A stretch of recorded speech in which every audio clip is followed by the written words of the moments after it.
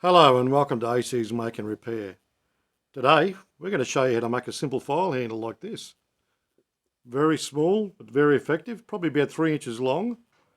Suitable for chainsaw files, 3-cornered files, even smoothing files. Or even some wood rasps. Come along with me for a simple step-by-step show how it's done. The first thing we do is select our piece of timber. In this case, I've selected some old spotted gum off the end of some old step treads. Good heavy hardwood. There is a little bit of a blood vein which shouldn't cause a problem as the diameter will go below that. Second thing we do is we set our fence thickness from our saw blade, the thickness of the timber we're cutting, because ultimately you want a square piece of timber in equal dimensions. Then we set our saw blade height. Doesn't need to be that high, can go down a bit more.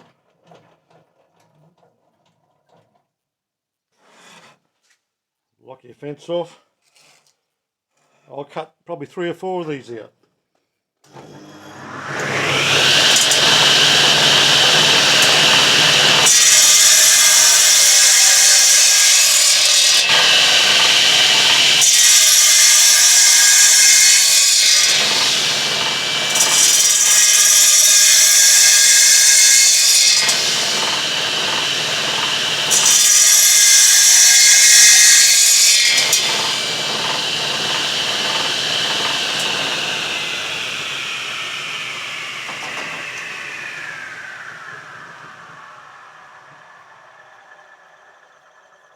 Always use your push stick.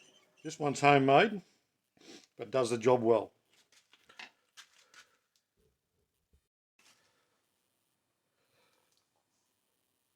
I've now squared the ends on the docking saw. The next thing I did was I marked the centre with a pencil like this on both sides and the centre of one end. The next thing I'll be doing was cutting with the bandsaw across in the end, just a slight groove for the drive dog on the lathe to hold.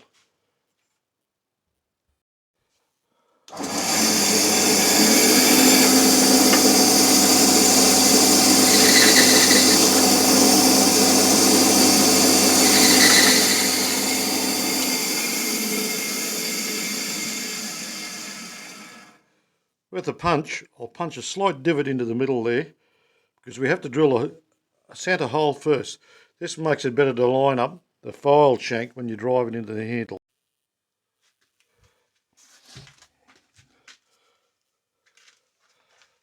Next, I drill a hole. I'll probably pretty well go the full length of that drill if I can, for the sole reason after the handle's made I might want to drill a deeper hole with another size. Clear the hole, always.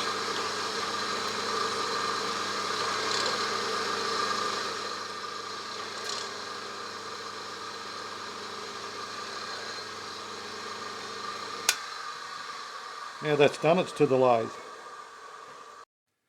Now I'm at the lathe. With the cross there, I have a 4-spike dog here, done a lot of work this machine. I put that in there, I bring the tailstock along, lock it off, then I take the centre right into the centre hole that I've drilled ready for the shank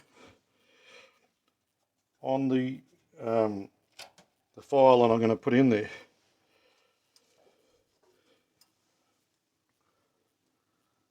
I have a small tool rest that suits this job, so I put it in the,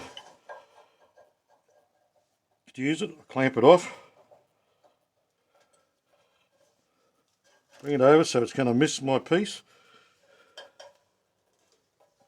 lock it off. Now your style of handle might differ, however, I'll just do a basic handle without a ferrule. You can adapt it to suit a ferrule, but just watch as you go along. The 2 tools I'll be using today is a roughing gouge. This is a 50mm roughing gouge and a 25mm skew. 2 of my most common tools to use. I do a lot of work with a skew. Been turning for many years now, and I've done a lot of work with a skew on its own. So we'll get to it.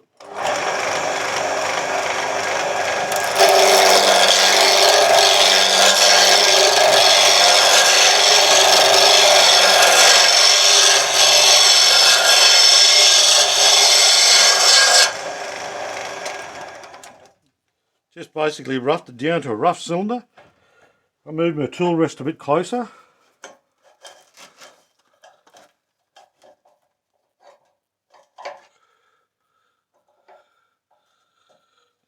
Now I try to work it so the handle will fit comfortably in the palm of a hand.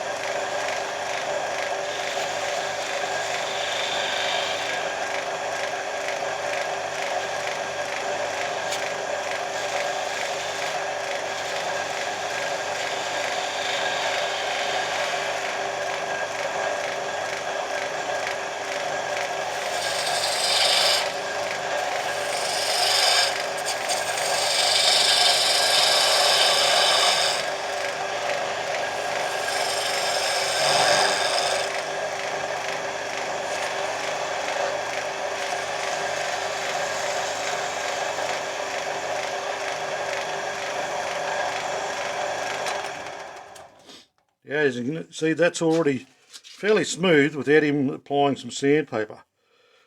If you wanted to do a ferrule, you'd get your piece of pipe or brass sleeve or even cut some old copper pipe tubing from plumbing.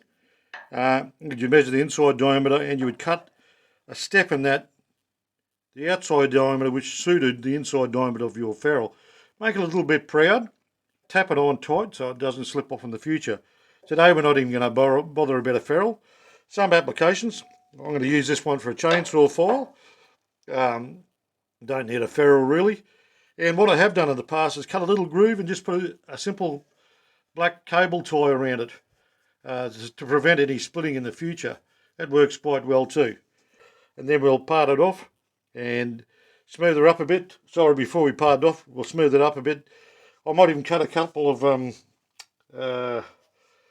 rings and that for you just to show you how that happens too.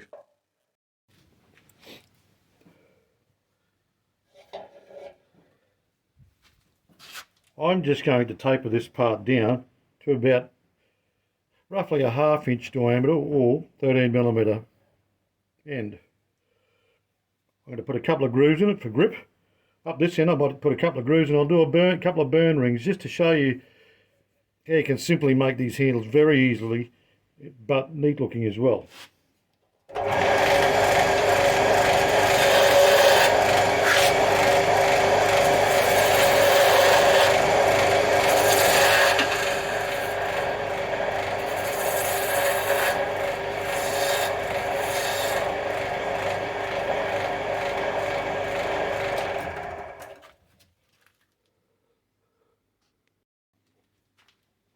Here we go for the rings.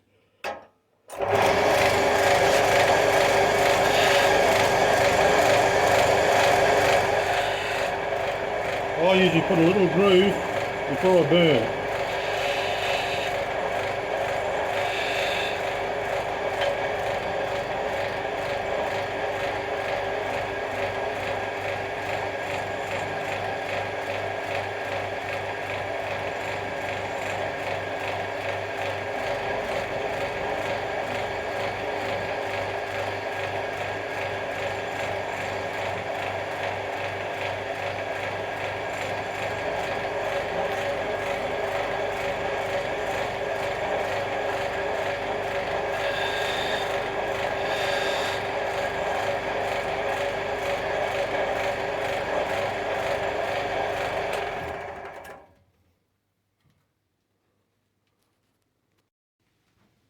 Now for the parting off, or sanding first, finishing with wax and then parting off, okay?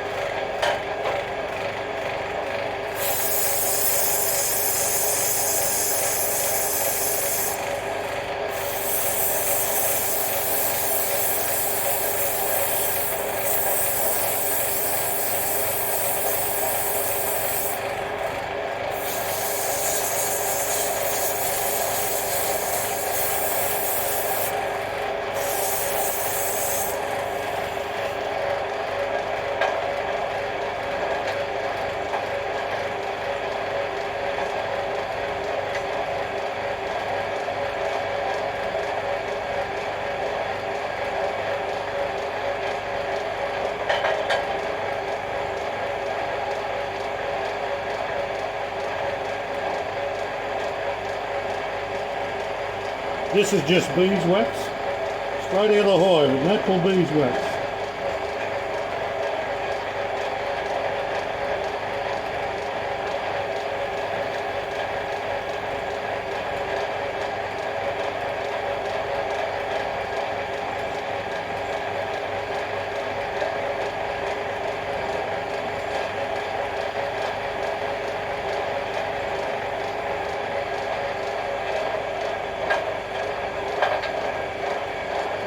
Now for parting off.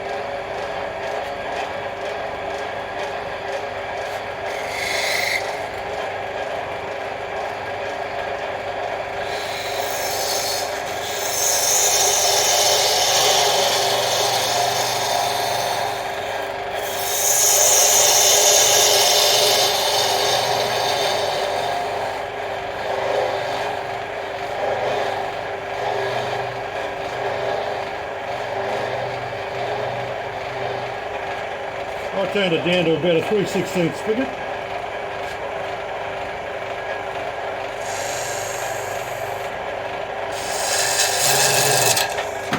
No, you don't want to do that.